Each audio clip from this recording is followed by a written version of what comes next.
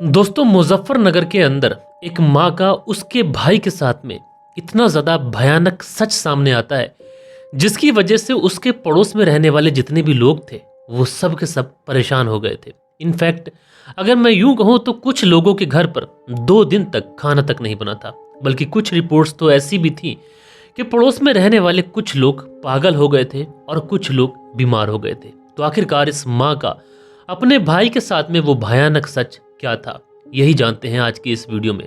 तो चलते हैं, फिर शुरू करते हैं।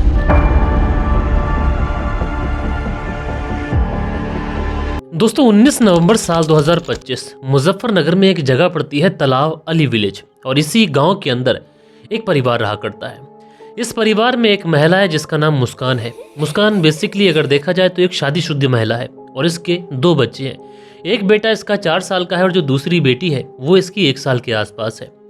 और इसका जो पति है जिसका नाम वसीम है, ये चंडीगढ़ में रहकर वेल्डिंग का काम करता है। बेसिकली वो वेल्डिंग का काम तो करता है लेकिन कई शहरों में वो घूमता भी रहता है। और इसी दिन यानी 19 जून साल 2025 को जो वसीम था अपने दोनों बच्चों को देखने के लिए उसकी माँ को वीडियो कॉल करता है। वीडियो कॉल करने के बाद में अपनी पत्नी से बात करता है एंड बात करने के बाद में कहता है कि उसके दोनों बच्चे कहाँ हैं। दोस्तों, दोनों बच्चों की तस्वीरें मैं आप लोग को नहीं दिखा सकता क्योंकि एक बच्चे की उम्र 4 साल है और एक बच्चे की उम्र महज 1 साल के आसपास है। और वसीम अपने उन्हीं दोनों बच्चों से बात करना चाहता था। उसने जब बच्चों की माँ मुस्कान से कहा कि वो अपने बच्चों से बात करना चाहता है तो मुस्कान बताती है कि सुबह मैंने दोनों बच्चों को चाय और बिस्कुट पिलाया था। उसके बाद में उन्होंने चाय बिस्कुट खाया, थोड़ी देर खेले और उसके बाद लगभग 12 बजे के आसपास वो सो गए थे, लेकिन अभी तक सोकर नहीं उठे हैं। उसके बाद में वसीम अपनी पत्नी मुस्कान से कहता है कि तुम एक बार जाओ और बच्चों को उठाने की कोशिश करो। अगर वो उठ जाते हैं तो मैं बच्चों को देख लूंगा, उसके बाद मैं काम में बिजी हो जाऊंगा। फिर शाम तक मेरा बच्चों को देखने का मन कर रहा था और मैं शाम तक बिजी रहूंगा तो फिर बच्चों से बात नहीं हो पाएगी तो बड़ा प्रॉब्लम हो जाएगी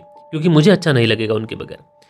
इसलिए जो मुस्कान थी अब बच्चों को उठाने के लिए वीडियो कॉल पर पति के साथ भी थी और बच्चों को उठाने के लिए जाती है। जैसे ही बच्चों को उठाने के लिए जाती है तो बच्चों को हिलाती डुराती है, लेकिन देखने से ऐसा लगता है कि बच्चे जो थे वो शायद बेहोशी के आलम में थे और बच्चे उठ नहीं रहे थे। उसके बाद में मुस्कान तुरंत अपने पति का कॉल काट देती है एंड कॉल काटने के बाद में दोनों ही बच्चों को अपनी गोद में उठाती है और दौड़ती भागती हॉस्पिटल की तरफ जा रही होती है। मुस्कान को जब इस तरीके से भागते हुए गांव के कुछ लोग देखते हैं तो वो मुस्कान से पूछते हैं कि आखिरकार तुम इतनी ज़्यादा परेशान क्यों हो। तो मुस्कान गांव के लोगों को बताती है कि दरअसल उसके जो बच्चे हैं सुबह चाय पी के सोए थे, लेकिन अब जब उसके पति का कॉल आया तो उसने बहुत ज़्यादा उठाने की कोशिश की, उठे नहीं है। मुझे ऐसा लग रहा है कि शायद बेहोश हो गए। उसके बाद मैं उन्हें हॉस्पिटल लेके जा रही हूँ। अब हॉस्पिटल लेके पहुँचती है, बहुत ज़्यादा घबराई हुई थी, बहुत ज़्यादा परेशान थी। डॉक्टर से कहती है कि उसके दोनों बच्चों को न जाने क्या हो गया है। डॉक्टर साहब, मेरे बच्चे ठीक तो हो जाएंगे ना? डॉक्टर साहब, कुछ भी कर मेरे बच्चों को बचा लीजिए। अच्छा, जो डॉक्टर्स होते हैं वो इस मुस्कान को भरोसा दिलाते हैं कि तुम चिंता मत करो, तुम्हारे बच्चे बिल्कुल स्वस्थ हो जाएंगे, ठीक हो जाएंगे, हमें इलाज करने दीजिए। और जैसे ही बच्चों को डॉक्टर जो थे वो ट्रीटमेंट में लेते हैं तो थोड़ी ही देर के बाद में डॉक्टर्स को पता चल जाता है कि इन बच्चों के अंदर अब कुछ भी नहीं बचा। यानी डॉक्टर ये पुष्टि कर देते हैं कि दोनों ही बच्चों की मौत हो चुकी है। अब ये माँ अपने बच्चों को हॉस्पिटल लेके आई थी ताकि ये बच्चे ठीक हो सके, लेकिन यहाँ पर माँ जब डॉक्टर्स के मुंह से ये बातें सुनती है कि बच्चे एक तरीके से उनकी मौत हो चुकी है सडनली, तो माँ के ऊपर एकदम से बिजली सी कौंध जाती है। ये बात बिजली की तरह टूटती है उसके पिता वसीम के ऊपर भी, मुस्कान के ऊपर भी और बाकी के सभी लोगों के ऊपर, क्योंकि वसीम जो था अपने इन्हीं दोनों बच्चों के लिए शायद बाहर रहकर कुछ पैसे कमा रहा था। गाँव वाले ये भी बताते हैं कि वसीम को एक बीमारी थी, लेकिन उसके बावजूद भी वो अपने बच्चों के लिए देश परदेश काम करने के लिए जाता था। बहरहाल दोस्तों, गांव वालों के लिए ये बात बहुत ज़्यादा शॉकिंग थी। उसके बाद में उन दोनों ही बच्चों की डेड बॉडीज़ को लेकर घर आया जाता है। घर आने के बाद में घर से बाहर ही एक चारपाई के ऊपर उनकी दोनों की डेड बॉडी को रख दिया जाता है। वसीम को फ़ोन कर सारी बात बताई जाती है और वसीम को ये सुनकर बहुत ज़्यादा शौक भी लगता है। अब फाइनली वसीम को अपने बच्चों को आखिरी बार देखना भी था, इसलिए वसीम जो था वो अपने घर के लिए निकलता है। लेकिन वसीम रास्ते में ही होता है कि वसीम को पता चलता है कि उसके घर पर पुलिस आई है। दरअसल पुलिस जो थी वो फॉर्मेलिटी की एक रिपोर्ट लिखने के लिए आई थी। पुलिस कहती है कि दरअसल हमें पता चला है कि यहाँ पर 2 बच्चों की सडन मौत हुई है, इसलिए बस हम एक रिपोर्ट लिखना चाहते हैं। लेकिन वहाँ पर आकर जब पुलिस देखती है तो पुलिस को ये पता चलता है कि इन दोनों ही बच्चों के जिस्म पर ना कोई चोट, ना कोई खरोच का निशान है और ना घर के अंदर कोई आया गया है। तो कहीं ना कहीं पुलिस को इन सारे ही माहौल में ऐसा लगता है कि हमें इन दोनों बच्चों का पोस्टमार्टम कराना चाहिए, क्योंकि ना बच्चे बीमार थे और ना यहाँ पर कोई आया गया है, ना कोई हत्या का मामला है। तो फिर आखिरकार सडन ही दोनों बच्चे कैसे मर सकते हैं? लिहाजा पुलिस वाले जो थे वो इस परिवार से कहते हैं कि दरअसल हमें इन दोनों बच्चों की पोस्टमार्टम रिपोर्ट करानी ही करानी है।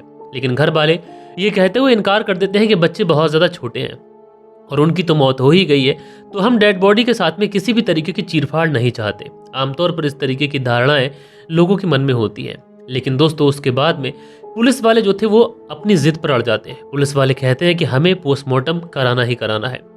आखिरकार जो वसीम का भाई होता है वो पोस्टमार्टम कराने के लिए मान जाता है, लेकिन वो पुलिस वालों से कहता है कि देखो हम लोग पोस्टमार्टम कराने के लिए तैयार हैं, लेकिन पोस्टमार्टम कराना ना कराना ये हमारे भाई वसीम के हाथ में है और वसीम बस आने ही वाला है और लास्ट डिसीजन उसका ही होगा कि पोस्टमार्टम कराना है या फिर नहीं कराना है। थोड़ी ही देर के बाद में जो वसीम होता है ये आखिरकार अपने घर पहुंच जाता है। पुलिस वाले वसीम को भी कन्विंस करने की कोशिश करते हैं, वसीम को समझाते हैं और आखिरकार फाइनली वसीम जो होता है ये पोस्टमार्टम की रिपोर्ट के लिए तैयार हो जाता है।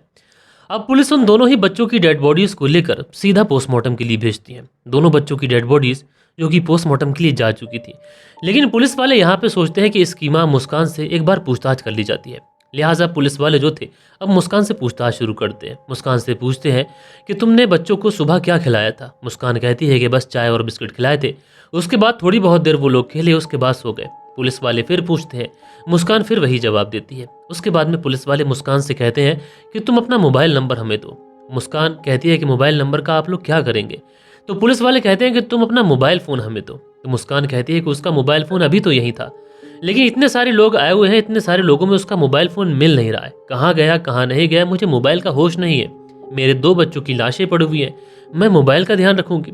लेकिन पुलिस वालों को कहीं ना कहीं मुस्कान के ऊपर हल्का हल्का डाउट होना शुरू हो जाता है और जैसे ही मुस्कान के ऊपर डाउट होना शुरू होता है तो पुलिस वाले जो थे मुस्कान का मोबाइल नंबर मांगते हैं। जब मुस्कान अपना मोबाइल नंबर देती है और मुस्कान का जब मोबाइल नंबर ट्राई किया जाता है तो मोबाइल नंबर स्विच ऑफ।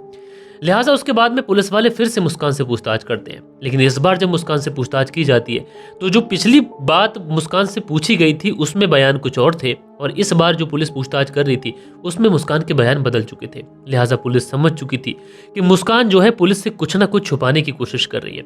क्या ऐसा है जो पुलिस से छुपाने की कोशिश कर रही है? इसके लिए पुलिस जो थी मुस्कान को उठाती है और इसके साथ में बहुत ही ज़्यादा स्ट्रिक्ट तरीके से पूछताछ शुरू करती है। जब इसके साथ में स्ट्रिक्ट तरीके से पूछताछ शुरू करती है तो थोड़ी थोड़ी सच्चाई मुस्कान जो थी ये पुलिस को बताना शुरू करती है। लेकिन उसके बाद की कहानी मुस्कान जो सुनाती है उसे सुनने के बाद में गांव का हर बच्चा, हर पुरुष, हर महिला शॉक्ड रह जाती है। दरअसल मुस्कान बताती है कि उसका ही एक फुफेरा भाई है जिसका नाम जुनैद है। जुनैद जिसकी उम्र लगभग 18 से 20 साल के आसपास रही होगी और वो जुनैद जो है वो उसके घर पर लगातार आता जाता है और इसी बीच में इसी मुस्कान के जुनैद के साथ में अनैतिक संबंध बन जाते हैं। जब जुनैद के साथ में ये रिलेशनशिप में आती है तो उसके बाद में उसके साथ में मिलना मिलाना शुरू करती है। यानी जब कभी भी वसीम अपने वेल्डिंग के काम के लिए घर से बाहर जाता, कभी किसी शहर जाता तो कभी किसी शहर जाता, फैक्ट्रियों में काम किया करता था, तो उसी दौरान मुस्कान जो थी ये अपनी रातें रंगीन अपने फुफेरे भाई जुनैद के साथ किया करती थी। लेकिन मुस्कान जुनैद से शादी करना चाहती थी, लेकिन जुनैद अभी अपने पैरों पर सही से खड़ा भी नहीं हुआ था, वो एक तरीके से बेरोजगार था। इसलिए जुनैद मुस्कान से कहता है कि मैं तुम्हें लेकर भाग तो जाऊं, भाग कर तुम्हारे साथ शादी तो कर लूं, लेकिन मैं अभी इतना कैपेबल नहीं हूं कि तुम्हारे बच्चों की परवरिश कर सकूं, यानी तुम्हारे साथ में तुम्हारे 2 बच्चे भी हैं। लिहाजा उसके बाद में मुस्कान ऐसा कुछ सोचती है कि अगर ये बच्चे ही ना रहे तो हमारी जो मुश्किल है वो मुश्किल दूर हो सकती है। उसके बाद में जुनैद और मुस्कान मिलकर प्लानिंग करते हैं और प्लानिंग ये थी कि इन बच्चों को मौत के घाट उतारना है, लेकिन मौत भी इनको ऐसी देनी है कि किसी भी तरीके से ये मौत एक मौत ना लगकर बस महज एक इत्तेफाक लगे। और इसी के लिए जो जुनैद था ये 18 जून को एक कीटनाशक दवा लेके आता है दुकान से और एक मीठे की दुकान से कुछ रसगुल्ले खरीदता है और वो रसगुल्ले और वो कीटनाशक लाकर ये मुस्कान को दे देता है। और उसके बाद में 18 तारीख को शाम का वक्त हो जाता है और सुबह सुबह जैसे ही 19 तारीख आती है, 19 जून साल 2025, ये नाश्ते में अपने बच्चों को वो रसगुल्ले दे देती है। अब दोस्तों जो बच्चे हैं वो माँ के हाथ का दिया हुआ भला क्यों ना खाएं, क्योंकि कहा जाता है कि दुनिया के अंदर अगर बच्चे सबसे ज़्यादा सुरक्षित कहीं होते हैं तो वो अपनी माँ के पास होते हैं।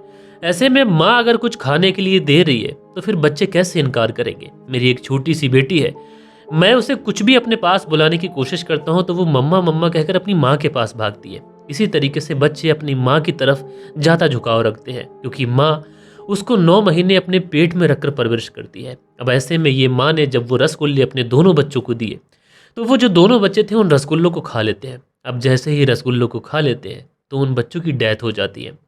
अब बच्चों की डेथ हो जाती है तो उसके बाद में ये माँ मुस्कान जो थी ये एक सोने की पोजीशन में, यानी जैसे बच्चों को सुलाया जाता है इस तरीके से बेड पर उन बच्चों को लिटाल देती है। अब हत्या हो चुकी थी, लेकिन प्लान यह था कि यह हत्या नेचुरल डेथ लगना चाहिए, किसी भी तरीके से मर्डर नहीं लगना चाहिए। इसके लिए ये प्लानिंग करती है।